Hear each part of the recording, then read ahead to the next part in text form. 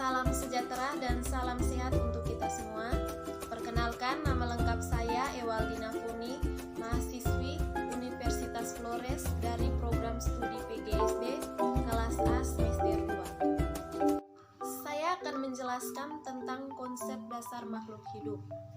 Makhluk hidup ditandai dengan berbagai ciri yang membedakannya dengan benda mati.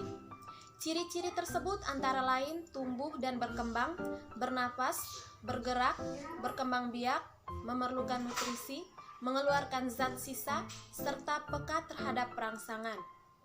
Pertumbuhan dan perkembangan pada makhluk hidup ditandai dengan adanya peningkatan kuantitas maupun massa makhluk hidup itu tersebut.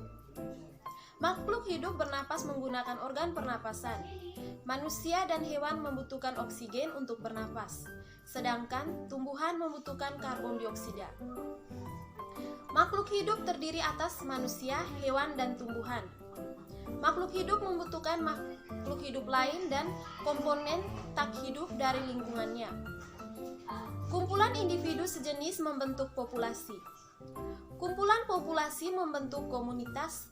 Pada kesempatan ini saya akan menjelaskan tentang konsep dari manusia, di mana saya akan menguraikan organ tubuh manusia yang terdiri atas organ pernapasan, pencernaan, dan peredaran darah, dan juga menguraikan rangka manusia dan fungsinya.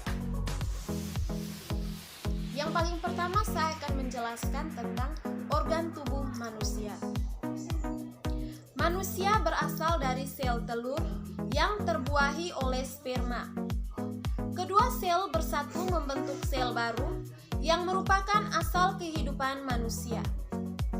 Sel yang terbuahi akan mengalami pembelaan terus-menerus, mengalami perubahan sifat, dan kemudian menjadi janin, kemudian lahirnya dari rahim ibu dan tumbuh menjadi manusia. Kumpulan sel membentuk jaringan. Contohnya, jaringan adalah jaringan saraf, jaringan ikat, jaringan otot. Sekelompok jaringan yang bekerja sama membentuk fungsi khusus dalam tubuh dinamakan dengan organ. Contoh-contoh tubuh adalah jantung, paru-paru, dan lambung. Yang kedua, organ pernapasan. Pernapasan merupakan proses pengambilan zat yang dibutuhkan oleh tubuh untuk proses pembakaran atau oksidasi. Zat yang diambil adalah oksigen. Oksigen dibutuhkan dalam proses pembakaran untuk mengoksidasi zat makanan, terutama karbohidrat dan lemak. Dari proses tersebut, makhluk hidup memperoleh energi. Sisa pernapasan manusia yang dikeluarkan tubuh adalah gas karbon dioksida dan uap air. Organ pernapasan manusia terdiri dari yang pertama, hidung. Ketika bernapas, organ pertama yang membantu proses pernapasan adalah rongga hidung. Pada rongga hidung terdapat rambut hidung yang berfungsi menyaring udara. Pada rongga hidung juga terdapat ujung-ujung saraf pembau. Yang kedua, pangkal tenggorokan atau laring. Organ pernapasan berikutnya adalah pangkal tenggorokan atau laring yang berfungsi sebagai tempat melekatnya pita suara. Yang ketiga, batang tenggorokan atau trakea. Pada trakea terdapat katup epiglotis yang membuka dan menutup saluran pernapasan. Ketika berbicara, katup menutup, saluran makanan tertutup dan saluran pernapasan terbuka. Yang keempat, bronkus atau cabang batang tenggorokan. Pada batang tenggorokan terdapat cabang yang menyambungkan trakea dan paru-paru. Bronkus tersusun atas tulang-tulang rawan yang terbentuk cincin. Bronkus terdiri dari dua cabang yang menyambungkan ke paru-paru kanan dan paru-paru kiri. Yang kelima, bronkiolus. Bronkiolus merupakan cabang-cabang kecil yang menghubungkan bronkus dan paru-paru. Bronkiolus tersambung dengan lobus atau gelembir. Paru-paru kanan terdapat 3 lobus dan paru-paru kiri terdapat 2 lobus. Yang keenam, paru-paru atau pulmo. Paru-paru terletak di rongga dada. Di dalam paru-paru terjadi pertukaran udara yang mengandung CO2 dan O2. Pertukaran tersebut terjadi dalam gelembung paru-paru atau alveolus.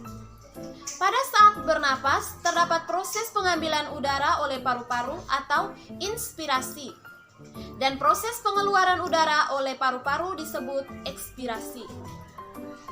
Proses bernapas juga dipengaruhi aktivitas organ yang bekerja, sehingga proses bernapas dibedakan menjadi pernapasan dada dan pernapasan perut. Pernapasan dada dipengaruhi aktivitas otot antar tulang rusuk. Fase inspirasi ditandai kontraksi antar tulang rusuk eksternal. Ini menyebabkan tulang rusuk terangkat sehingga rongga dada membesar. Akibatnya, tekanan di rongga dada menjadi lebih kecil dibandingkan tekanan di luar sehingga udara terhisap masuk. Fase ekspirasi terjadi ketika kontraksi otot antar tulang rusuk internal sehingga tulang rusuk kembali pada posisi normal. Saat itu rongga dada mengecil, tekanan di dalam menjadi lebih besar daripada di luar yang menyebabkan udara terhembus keluar. Pernapasan perut dikenal juga dengan pernapasan diafragma. Karena mekanisme pernapasan ini dipengaruhi oleh otot-otot diafragma di dalam perut. Fase inspirasinya terjadi karena kontraksi diafragma. Perut menjadi datar sehingga rongga dada membesar. Akibatnya, tekanan dalam rongga dada menjadi lebih kecil daripada tekanan di luar sehingga udara masuk. Sedangkan fase ekspirasinya merupakan relaksasi diafragma sehingga otot kembali ke posisi semula dan rongga dada mengecil. Akibatnya, tekanan dalam rongga dada menjadi lebih besar sehingga udara terhembus keluar. Dimanapun berada, manusia harus menghirup udara untuk tetap hidup. Manusia tidak dapat bernapas dalam air. Begitupun semakin tinggi tempat manusia akan sulit bernapas karena persediaan oksigen. Oleh karena itu, para pendaki gunung dan penyelam sering membawa oksigen cadangan. Paru-paru merupakan organ tubuh yang perlu dijaga. Gangguan pada paru-paru akan mempengaruhi kualitas pernapasan dan kesehatan tubuh. Penyakit dan kelainan pada sistem pernapasan manusia antara lain emfisema. Penyakit ini disebabkan karena alveolus kehilangan elastisitas.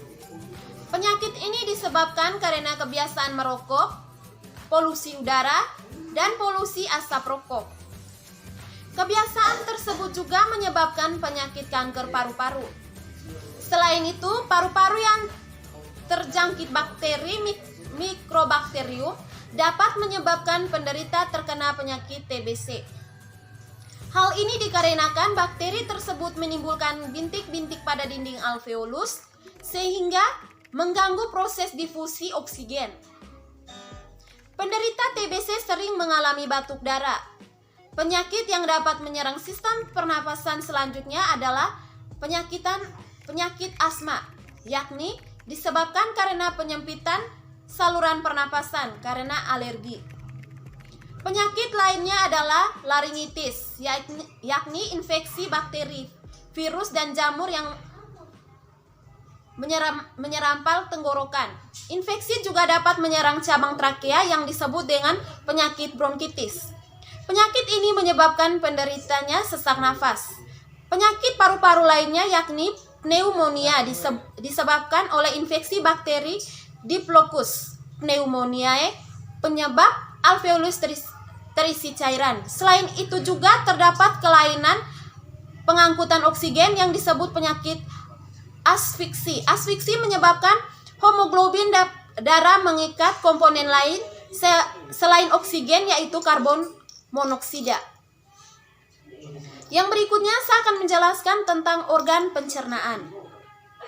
Manusia membutuhkan makanan dan minuman untuk dapat bertahan hidup.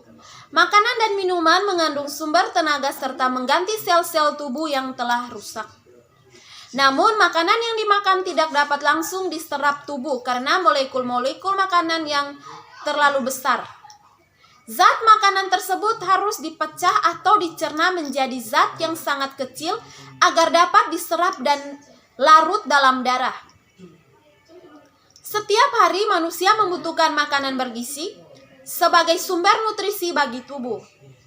Makanan bergizi mengandung protein, karbohidrat, lemak, mineral, air dan vitamin dalam kadar yang seimbang sehingga mudah dicerna tubuh.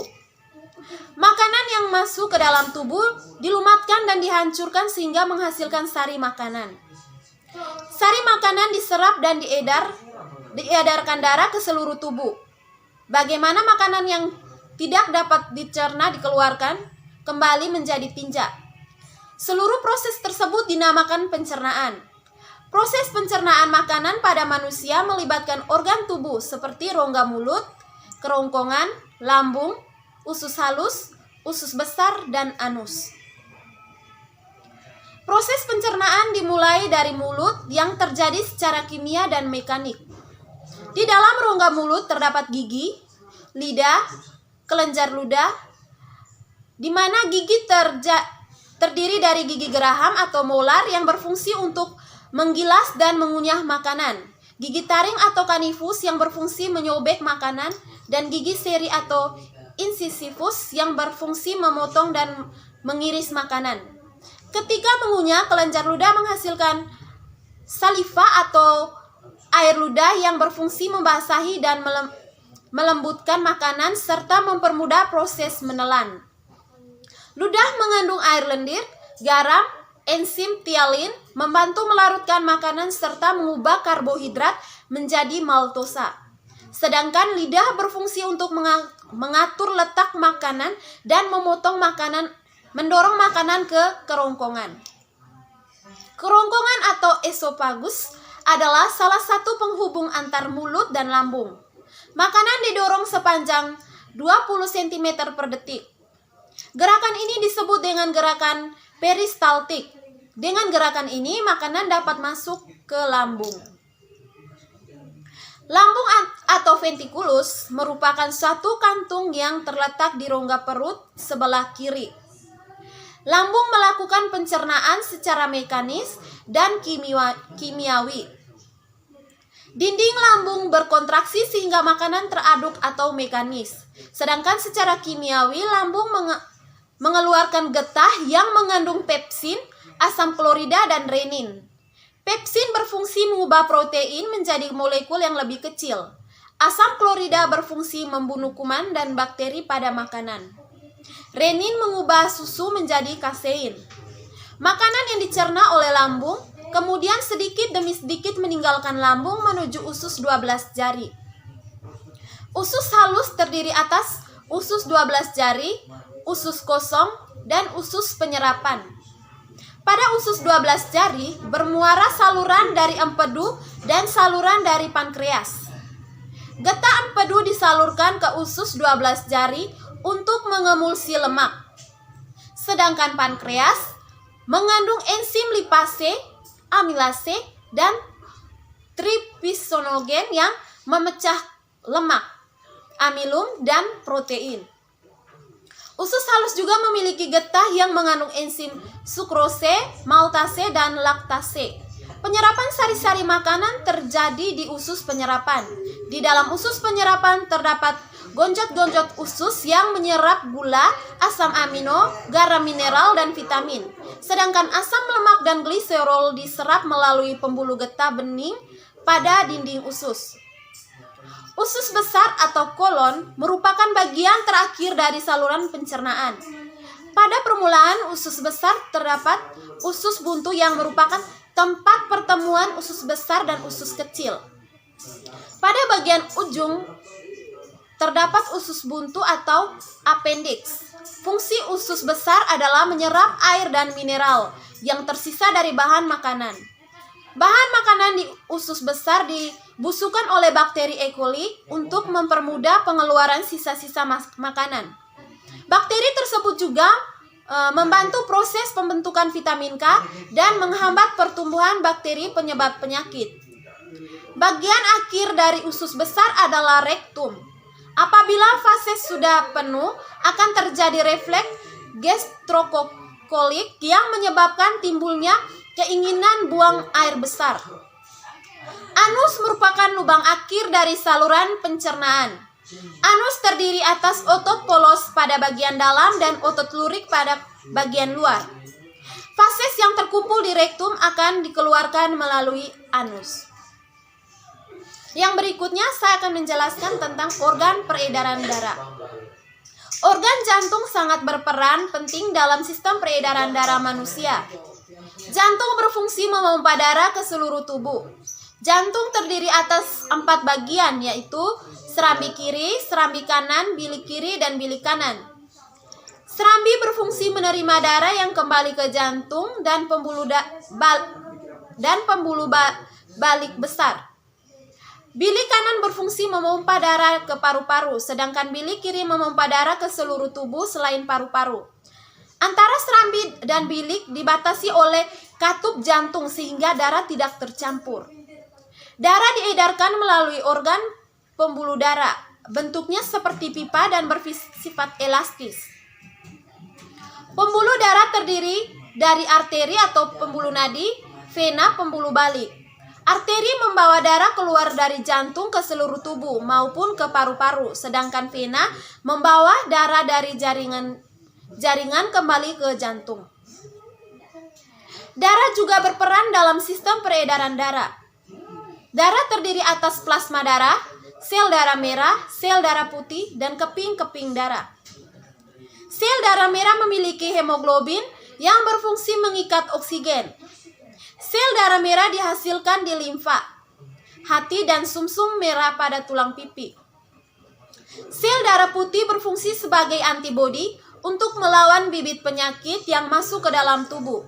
Sel darah putih dibentuk di sumsum merah, kura, dan kelenjar limfa. Trombosit atau keping darah diproduksi di sumsum merah yang berperan penting dalam proses pembekuan darah. Darah juga berfungsi untuk mengangkut sari makanan ke seluruh tubuh, mengangkut oksigen dari paru-paru ke seluruh tubuh dan CO2 ke paru-paru, mengedarkan hormon ke bagian tubuh yang membutuhkan, dan mempertahankan kehangatan tubuh terhadap temperatur. Rangka manusia terdiri atas 206 buah tulang. Berdasarkan bentuknya, tulang-tulang tersebut dibagi atas 3 macam, yaitu yang pertama tulang pipa. Tulang pipa bentuknya bulat panjang, berisi sumsum kuning dan mengandung lemak. Contohnya tulang lengan atas, tulang paha, dan tulang betis. Yang kedua tulang pipi.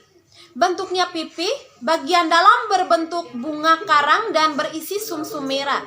Contohnya tulang tengkorak, tulang belikat, dan tulang rusuk. Yang ketiga tulang pendek. Tulang pendek bentuknya bulat pendek, bagian dalam berbentuk seperti tulang pipi. Contohnya ruas-ruas tulang belakang, tulang pergelangan tangan, dan kaki. Secara garis besar, rangka manusia terdiri atas 3 bagian, yaitu rangka kepala yang berfungsi untuk melindungi organ penting yang ada di kepala. Rangka kepala atau tengkorak terdiri dari tulang tengkorak wajah dan tulang pelindung otak. Yang berikutnya, rangka badan. Rangka badan terdiri dari tulang belakang, tulang rusuk, tulang dada, tulang gelang bahu, dan tulang gelang panggul.